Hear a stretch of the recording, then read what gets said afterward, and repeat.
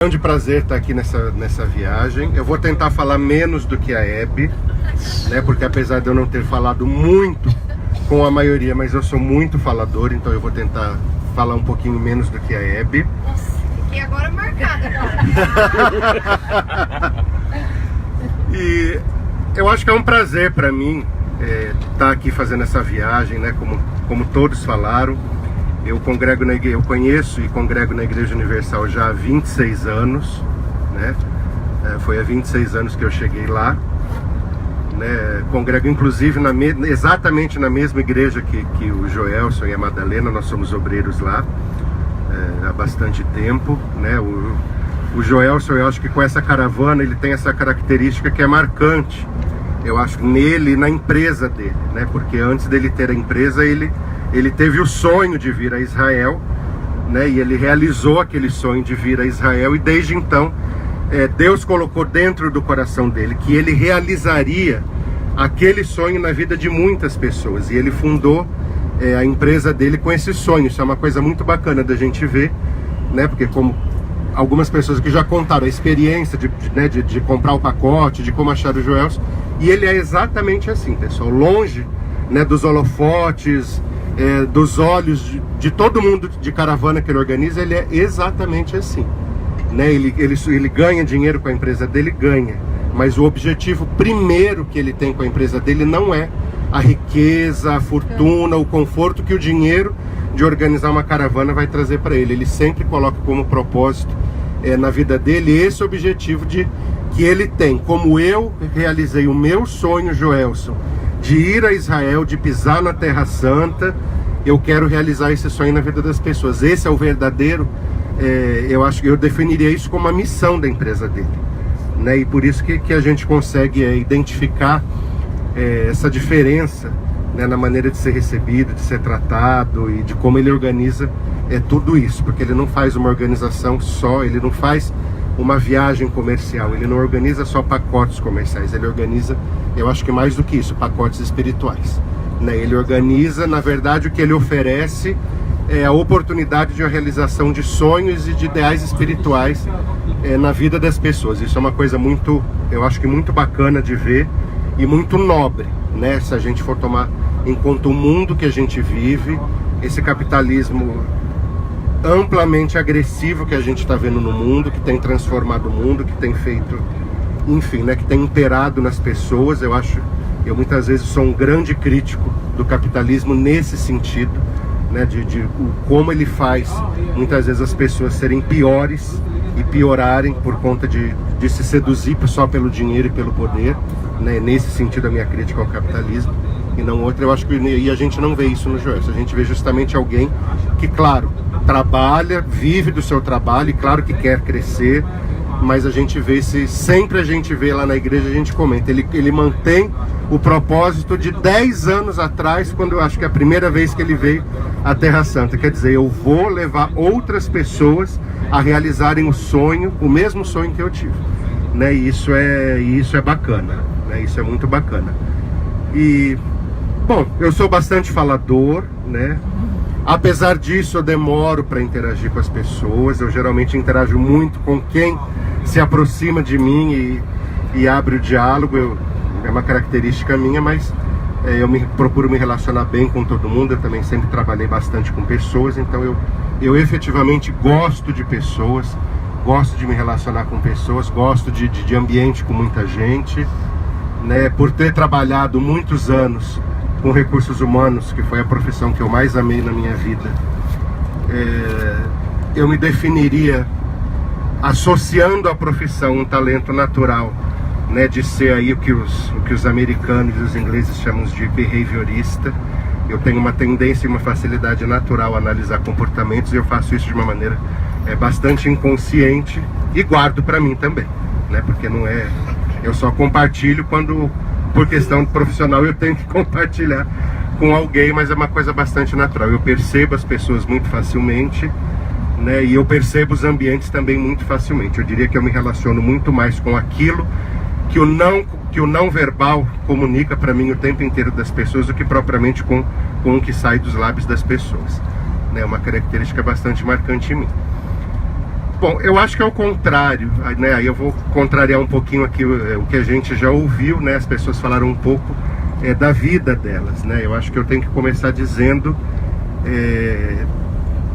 todo mundo aqui contou uma história de vida, né? Que tinha uma vida e como aconteceu uma transformação, né? E eu me definiria como alguém que não teve vida, né? Eu diria que Deus me resgatou de um lugar onde você diz, alguém não tem vida, e efetivamente Ele passou a me dar vida, né? Eu venho de uma família bastante destruída, né? A minha mãe casou-se muito mal, né? Ela não teve uma vida boa com o meu pai em nenhum aspecto, sob nenhum sentido, né?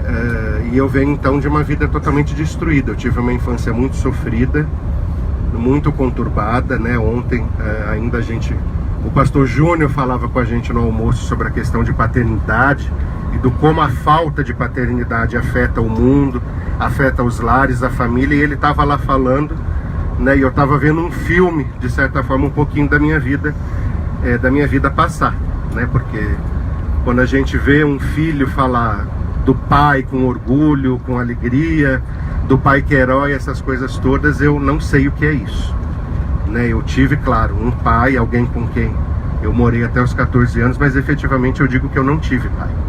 Eu não sei o que é ter o pai.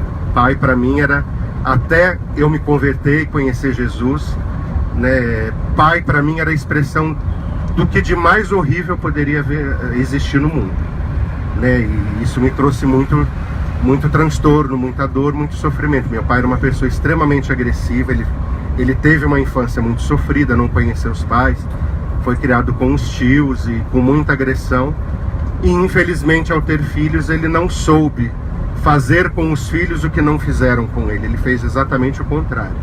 Ele descontou nos filhos toda a raiva, toda a tristeza, todo o sofrimento que ele carregou a vida dele inteira, né? Então a gente sofreu muito, ele era muito agressivo, muito rígido também, né? Meu papai era muito rígido, ele era extremamente rígido com disciplina e com muitas coisas, e isso me causou muito sofrimento, né? Porque eu tinha horror a homens, eu achava que homem era uma coisa horrível, era uma coisa muito ruim no mundo, né? E isso infelizmente me levou a ser gay, né? Porque ser homem para mim era uma coisa que me torturava, porque eu achava ser homem é ser um monstro, é ser um bicho, é ser uma coisa horrível, porque era isso que eu via na minha casa, né? Eu sofria agressões, eu via minha mãe sofrendo agressões, eu tinha um pai que só sabia dizer o que não podia, que só sabia dizer qual era o castigo ou a penalidade que a gente ia sofrer se desrespeitasse, se desobedecesse, se não fizesse alguma coisa, né? Eu cresci num lar infelizmente muito destruído, né? Eu hoje construo junto aos meus netos, né, o que eu não tive. Eu busco hoje com os meus netos ser exatamente o que não foram comigo. Eu não tive, eu também não conhecia a figura de avô, porque o meu avô faleceu, a minha mãe ainda era muito nova. Minha mãe perdeu o pai dela, ela tinha 2 ou 3 anos, né? Então eu não tive a oportunidade de conhecer a avó. Conheci uma avó maravilhosa, que morreu aos 98 anos de vida, vai fazer 3 anos agora que ela faleceu, mas eu também não conhecia a avó, então eu não tive a figura do avô para suprir a figura do pai, né? Eu só tive um agressor, uma pessoa que despejou todo o sofrimento da vida em cima do seu lar, dos seus filhos, e destruiu esse lar, né? Então até conhecer Jesus, infelizmente, e eu digo infelizmente, porque eu não conheci um gay na minha vida que fosse feliz. Eu conheci muita gente fingindo felicidade, rindo e depois dormindo chorando. Essa é uma grande verdade, né? Mesmo aqueles que fazem sucesso, que conquistam dinheiro, por trás de todo sucesso tem uma vida de muita tristeza e uma vida de muita felicidade. Até porque, né, se eu estiver pensando em 30 anos atrás, 35 anos atrás, isso era um tabu no Brasil, era motivo de muito preconceito. Efetivamente acho que ainda é no mundo todo, mas naquela época muito mais, né? Então bom, enfim, né, isso me fez crescer muito reprimido, muito oprimido, né, por conta da agressividade do meu pai. Uma outra coisa que me acompanhou durante muitos anos da minha vida, eu tinha medo de tudo, né? Eu cresci com muito medo. Eu não cresci uma criança acostumada a se desafiar, a enfrentar desafios e achar que isso era normal. Eu cresci com muito medo de tudo, com muito receio de tudo, né? Porque se errasse, apanhava, se repetisse na escola, aliás, se repetisse na escola, além de apanhar, e apanhar para o meu pai era sentar bofetadas na cara da gente, rasgar as pernas da gente com a fivela do cinto, né? Mas se a gente reprovasse na escola ia ficar analfabeto, porque ele dizia que a gente não tinha razão para reprovar na escola. Nós não podíamos nem ter, eu e minha irmã, nem ter nota inferior a 9, porque a gente apanhava. Ele dizia que não havia razão para não ter notas altas, e as mais altas da sala, né? Enfim, a minha vida foi, né, foi toda destruída nesse sentido. Eu cresci muito oprimido, muito quieto, muito fechado, né, muito isolado dentro de mim mesmo, e sem ter uma identidade muito definida de mim enquanto ser humano, enquanto alguém num contexto de sociedade e de interação dessas relações sociais, né? E eu também só vou pedir que ninguém me peça para explicar como, porque eu também não, eu sei para mim, mas eu não sei para explicar, né? Mas eu conheci magia desde o ventre da minha mãe. Magia é uma coisa que acompanhou o lado da minha mãe desde sempre, né, até a gente se converter. Mas eu também cresci com toda essa carga negativa e com tudo que nós sabemos que isso representa. Eu experimentei magia já dentro do ventre da minha mãe, eu cresci fazendo magia, eu cresci vendo magia, eu cresci sabendo de coisas e percebendo e antevendo coisas, e enfim, isso foi, né, até os 20 anos da minha vida, né? E naquela idade, 22 anos, né? Já fazia naquela época 2 anos que a minha mãe congregava, que ela buscava Deus, e ela orava por mim. Ela orou por mim 2 anos, né? E eu digo que orou mesmo. Pensem numa mãe que lutou por um filho. Assim foi a minha mãe por mim. Ela foi como uma leoa defendendo efetivamente a sua prole, os seus filhotes, porque ela lutou por mim com todas as forças da vida dela, com todo o amor que uma mãe podia ter por um filho. A minha mãe lutou por mim. Ela não desistiu de mim um só dia da vida dela. Ela sempre acreditou que tinha jeito, que tinha saída, que ela ia ver o filho dela feliz, que ela ia ver o filho dela transformado, renovado, que ela ia ver outra coisa, e ela viu. Eu me lembro que quando ela começou a ir à igreja, ela desde sempre convidava e eu não ia, né? Eu dizia para ela: eu sou muito feliz como feiticeiro, e é o que eu sou e é o que eu vou ser a minha vida inteira. Era isso que eu falava para ela, né? Para minha irmã eu dizia, eu humilhava muito a minha irmã, né? Eu penso em alguém que humilhou um próximo seu, é o que eu fazia com a minha irmã. A minha irmã também foi outra pessoa que lutou muito por mim. Eu fazia toda a sorte de humilhações para minha irmã quando ela me convidava para, né, para ir à igreja, para conhecer a Cristo. E depois de eu já convertido, né, a minha irmã nunca reagiu negativamente. Ela me abraçava e ela dizia assim para mim: eu te entendo, irmão, porque um dia eu também pensei assim, um dia eu também fui assim. Então eu sei que um dia você também vai entender como eu sou hoje e você vai querer essa vida. Era o que ela falava para mim. E ela segurava as lágrimas dela, e depois, quando ela ia tomar banho, ela derrubava as lágrimas dela de joelhos no chuveiro, que era para eu não ver que ela estava chorando. Ela dizia, e ela contou para mim depois, né, que ela chorava, e ela falava: Deus, eu não estou derramando essas lágrimas para ele ver, eu estou derramando essas lágrimas para que o Senhor enxugue as minhas lágrimas e faça justiça na nossa vida, na nossa casa, do meu filho. E foram 2 anos de luta da minha mãe. Aí eu me converti, né? Eu acabei indo para a igreja por um problema até que não tinha a ver com o meu estilo de vida, né? Eu fui para a igreja por problema financeiro, enfim, e fui recebido lá na Força Jovem da igreja, no grupo de jovens, e eu acabei indo. Na verdade eu fui, né? Minha mãe me chamou para fazer, né, para participar das reuniões de prosperidade, que são as segundas-feiras, e ela falou: olha, vamos lá fazer 7 segundas-feiras, né, você faz a corrente, Deus vai abençoar, você vai arrumar um trabalho, a sua vida vai mudar. E eu fui exatamente assim, né, todo perturbado, todo destruído, e eu fui para a igreja com esse pensamento: bom, me tirar alguma coisa não vão, porque eu não tenho o que tirar de mim, eu não tenho nada, né? Então eu dizia: não tem como querer tirar alguma coisa de mim, porque eu não tenho nada para tirar de mim. E eu fui à igreja com o pensamento de eu vou fazer essa tal dessa corrente que ela está falando, de 7 semanas, né, que eu não entendo nada, não quero abandonar a feitiçaria, não quero abandonar o que eu achava que eram santos, que eram protetores, etc, etc. E a minha cabeça era, se eu conseguir alguma coisa, eu conseguisse de lá, eu saio porque eu não quero ficar lá. Se eu não conseguir perder nada, eu também não me perdi. E acabou que eu me encontrei, né? Realmente eu não perdi nada, né? Foi ali que eu me encontrei. E foi ali que, eu acho que foi a partir dali que eu comecei a ter vida, né? Porque nessas 7 semanas, eu fui para resolver um problema financeiro, né? Mas Deus tinha outro projeto para minha vida.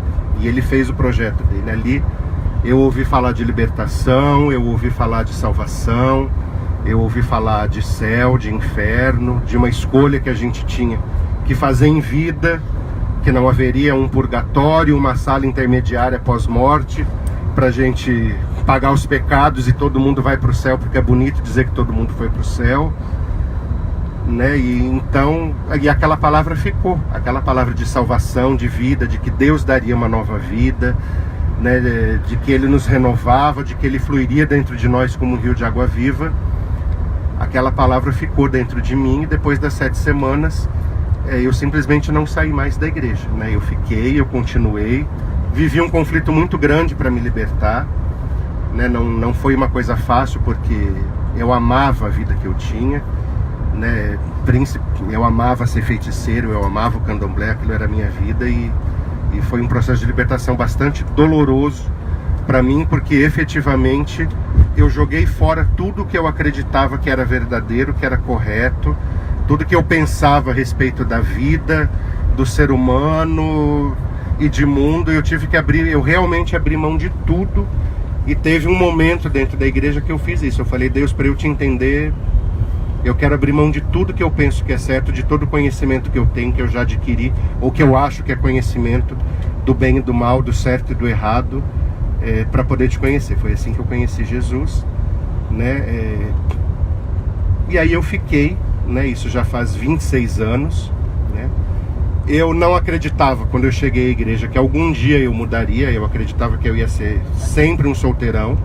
Eu achava que a minha vida ia ser sempre solteiro, porque efetivamente, desculpe aqui até a maneira de eu falar, mas efetivamente eu tinha pânico e terror de pensar em estar ao lado de uma mulher. Eu não conseguia imaginar isso na minha vida. Isso para mim era uma coisa absolutamente inconcebível e que jamais aconteceria, sabe? Efetivamente eu tinha horror de imaginar uma cena dessa. Eu jamais imaginaria uma cena dessa. E eu penso que Deus fez muito mais do que eu pedi, porque, né, depois das 7 semanas, enfim, eu fui me convertendo, e eu pedia para Deus só que eu queria ter uma vida nova, que eu queria experimentar cada dia mais aquela vida nova, viver aquela vida nova, que eu estava feliz com aquilo, e que eu seria feliz eternamente se eu ficasse ali sentado na poltrona, sentindo a presença de Deus, podendo congregar, podendo estar com Ele. E Deus fez muito mais do que isso na minha vida, porque abençoou em todos os sentidos, né? Depois eu vim a me casar com uma pessoa que já era obreira na igreja, minha esposa. Ela já congrega há 33 anos na Igreja Universal, né? Ela é bem mais antiga do que eu, né? E ela já era obreira na época, inclusive, né? Enfim, eu me dei a Deus, me entreguei, né? Não procurei pela minha esposa, por incrível que pareça. A minha história de casamento é muito engraçada, porque eu falava com Deus e eu dizia para Deus, Deus, eu preciso ter alguém na minha vida, né? Chegou um momento, claro, na fé e no ministério, que eu senti falta de ter alguém ao meu lado, com quem compartilhar a vida. Mas eu me dedicava mais, naquela época eu era jovem, eu era solteiro, então eu dizia, eu vou me dedicar mais a servir a Deus, a fazer a obra. E eu pedia para Deus, Deus, me ensina a viver, né, com esse vazio que eu sinto, e preenche ele para mim. Porque eu sinto um vazio que não é um vazio de Deus, não é um vazio de sentir o amor de Deus, mas eu sentia falta de alguém ao meu lado. E eu só pedi a Deus que mostrasse essa pessoa, né? E Ele mostrou, né? Ele mostrou a minha esposa. Eu confesso que eu lutei 6 meses contra esse sentimento, né? Ela já era uma pessoa, né, assim, antiga na igreja. Eu era novo, tinha 2 anos de igreja, e ela era uma pessoa que tinha um pouco mais de idade do que eu não conhecia muito da vida dela. Basicamente eu sabia, ela é a responsável das obreiras, e ela tem um pouco mais de idade do que eu, não sei exatamente quanto, né? E E eu tinha muita santidade, muito temor com a questão dos obreiros e com as obreiras mais antigas. A Madalena lembra disso. Antigamente a gente olhava os obreiros mais antigos, né, aquelas pessoas, os anciãos da igreja, a gente tratava eles quase como que um santo, de tanto respeito que a gente tinha por eles. Então eu tinha extremo respeito, né, por ela. E eu me lembro que na época apareceram algumas pessoas e falavam assim: ah, vocês vão fazer um casal maravilhoso e tal. E eu brigava com o pessoal e dizia: olha, vocês param de falar isso, vocês respeitam a dona Regina, uma obreira antiga, ela tem mais idade do que ela, vai achar que eu tô endemoniado, que eu tô perturbado. Que eu tô perturbado, se sair um assunto desse, eu é que sou novo aqui, vai sobrar pra mim, eu é que vou pagar o preço de dizer: esse irmão tá fora do espírito e do contexto pra estar fazendo a obra. Né? E eu lutei 6 meses contra aquele sentimento. Eu cheguei a fazer mesmo corrente de libertação dentro da igreja. Eu pedia: Deus, me liberta. Se eu tiver um problema de estar perturbado, me faz cair manifestado com o demônio, mas eu preciso me libertar disso. E quanto mais eu orava para me libertar, mais eu gostava dele. Eu dizia: mas não é possível que eu oro pro fantasma sair da minha frente. Parece que mais ele fica na minha frente. E enfim, a gente não... dela também? Olha, da parte dela ela orava, né? Ela orava, ela me incentivou, inclusive, nesse período. Apareceram 2 obreiras, né, 2 pessoas de outras igrejas universal até interessadas em mim. Ela me incentivou a conhecer aquelas obreiras. Vai lá, conhece a obreira, você é um rapaz jovem, né? Você pode casar, ser feliz. Ela me incentivava: vá lá, conheça a obreira. Né? Quem diz que não é a vontade de Deus agora na sua vida? Se for de Deus, vai dar tudo certo. Ele vai tomar frente, vai dirigir. E eu fui conhecer as moças, mas eu olhei para as moças e eu digo: elas têm tudo de Deus, mas não casou, não deu química, né? Não é para mim, é de Deus, mas não para mim. Certamente para outra, né? Para outro, mas para mim não. E acabou que a gente ficou junto e nós estamos há 22 anos juntos, né? Nós estamos há 22...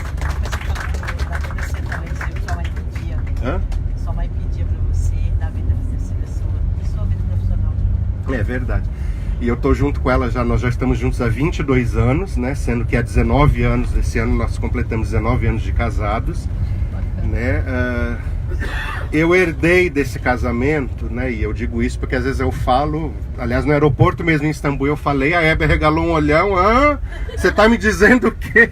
Aí eu expliquei pra ela, ela falou: agora tá dando pra entender, né? Mas eu tenho 4 filhos, né? E geralmente quando eu falo isso, sempre eu vejo assim umas caras, né, aquela cara assim de surpresa: nossa, mas ele já tem, né? Todo mundo olha assim, mas ele não parece ter tanta idade para ter 4 filhos.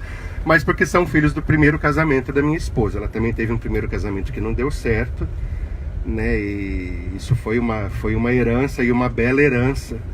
Eu digo que uma bela herança que eu tive foram os meus filhos. Eu me lembro que quando eu namorava com a minha esposa já há 1 mês, ela sentou comigo, ela me procurou para dizer que precisava conversar, porque eu estava falando em noivar, em formalizar noivado e tudo. E aí a gente conversou e ela falou assim para mim, ela falou: olha, eu preciso te contar uma coisa da minha vida que eu sei que você não sabe.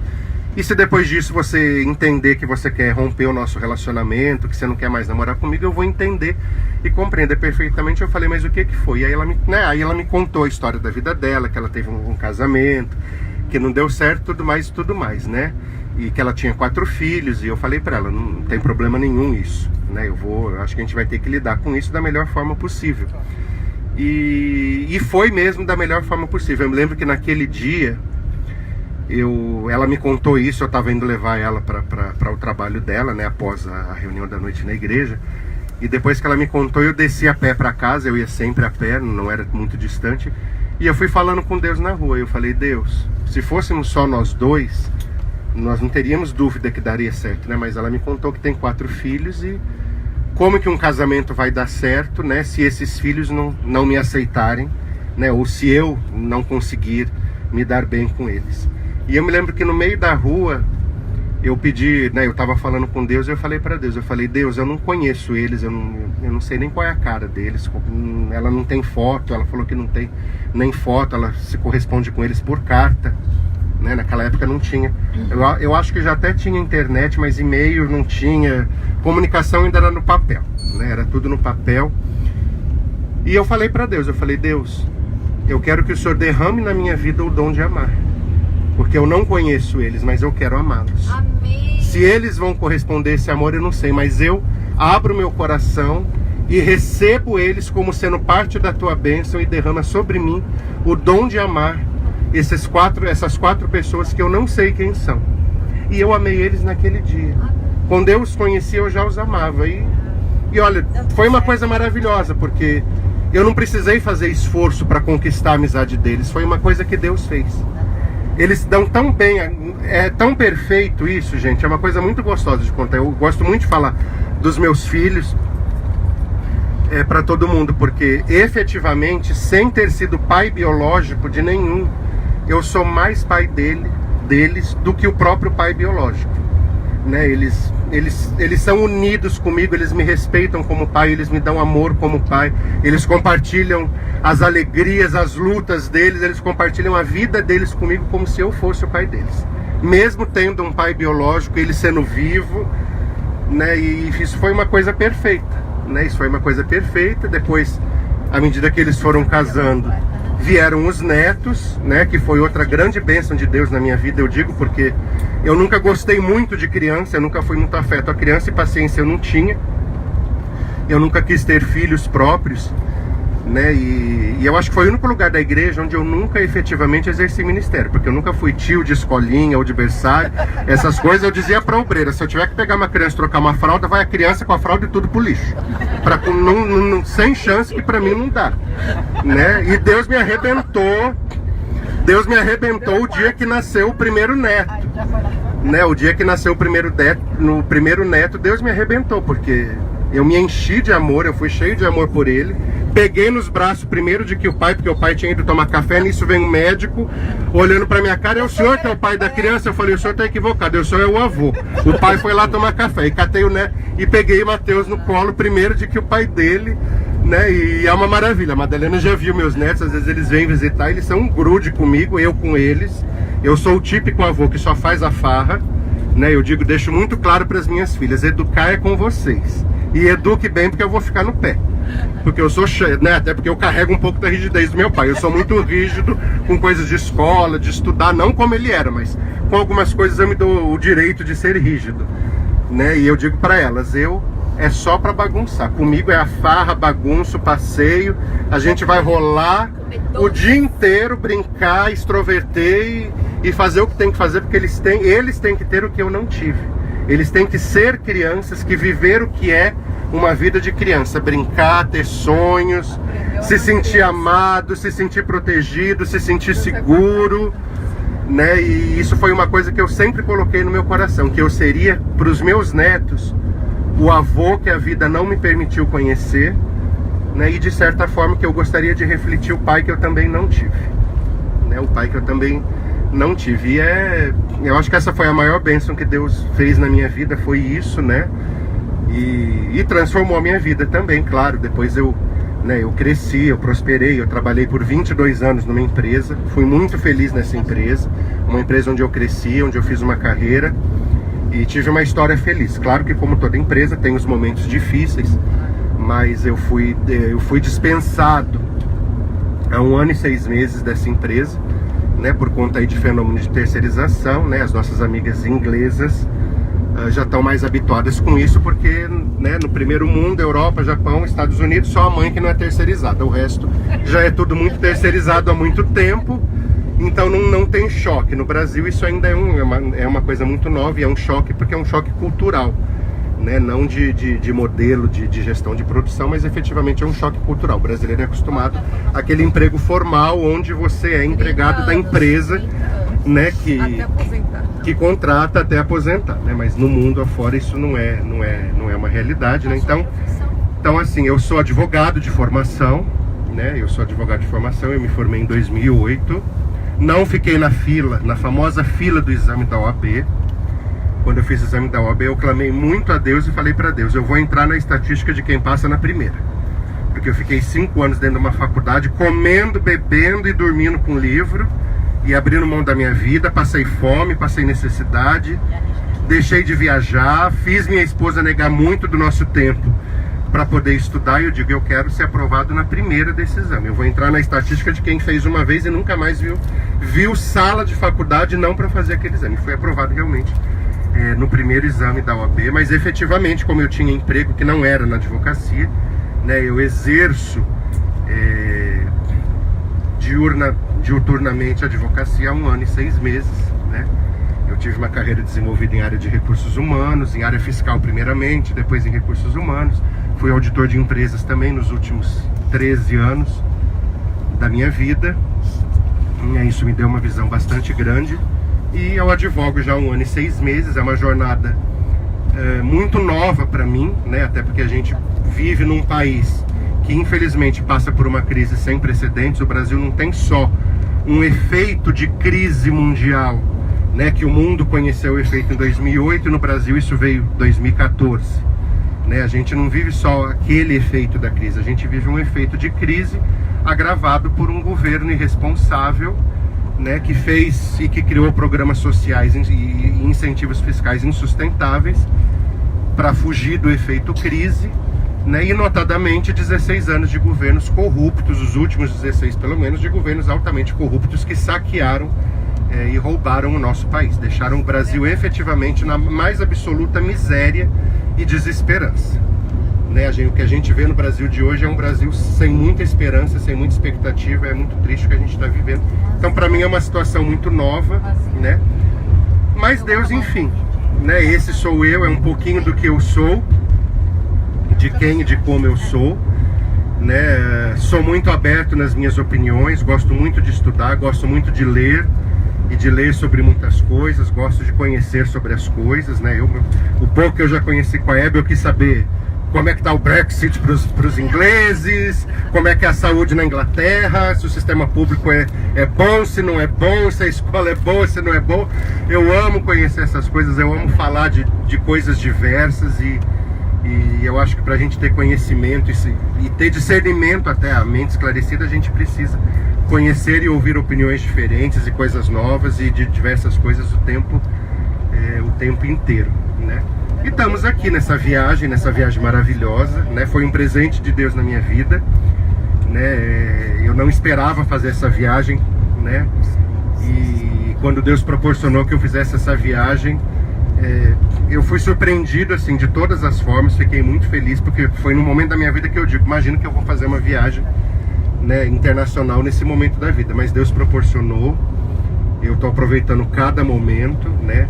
Vim aqui muito mais pela questão espiritual propriamente dita do que pela questão do turismo, não desprezando que eu gosto de viajar, eu amo conhecer lugares, né? E se a gente tiver com o bolso ou com a conta bancária bem gorda, melhor ainda, porque aí a gente pode consumir, gastar e se divertir um pouquinho mais.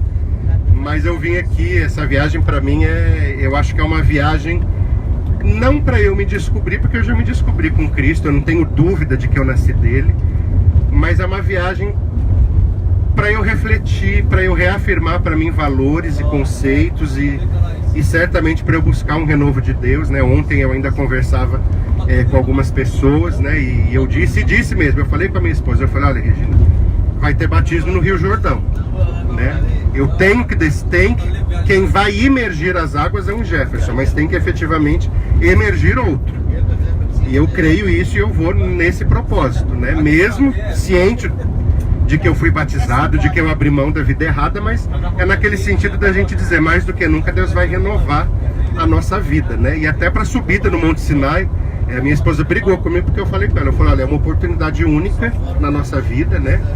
E eu creio, pessoal, de coração, eu falei isso com o Claudio, né, nós estamos compartilhando o quarto, falei com algumas pessoas, eu acredito que independentemente da condição social, da posição que ocupa na sociedade, da condição financeira, do nosso grupo, de qualquer outro grupo, por qualquer outra agência, que faça esse trabalho, não de vir especificamente a Jerusalém, o Egito, mas de levar as pessoas ao Monte Sinai. Eu creio que cada pessoa no mundo que pisa os pés no Monte Sinai é porque Deus estendeu a mão dele sobre a vida daquela pessoa e Deus declarou, esse meu ungido vai pisar o pé na minha terra, no meu monte, onde eu dei a lei para o meu povo. Eu creio que isso, antes de ser, né, uma escolha nossa, porque é claro que viajar em algum momento foi uma escolha nossa, eu creio que antes da gente ter escolhido, Deus nos separou e nos escolheu para estarmos lá, porque em meio a milhões e milhões de pessoas somos nós que estamos indo, como, né, tantos outros nós em outras caravanas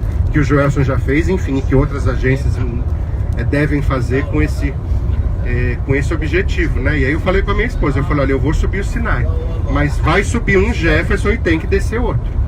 Porque se for para Deus fazer, para chegar lá e não ver mudança, né? Você dizer não houve renovo, eu digo, eu prefiro que Deus me deixe morto lá e já sai pro caixão. Né? Ela ficou nervosa comigo, ela ficou brava, ela falou, mas como é que você fala uma coisa dessa? Deus vai levar alguém para lá para morrer? Eu digo, não. Mas se for para não ver renovo, para ver transformação, não tem sentido de ser isso. A gente tem que ir lá e a gente tem que colher essa bênção, né? de estar naquele local e de poder orar e falar com Deus.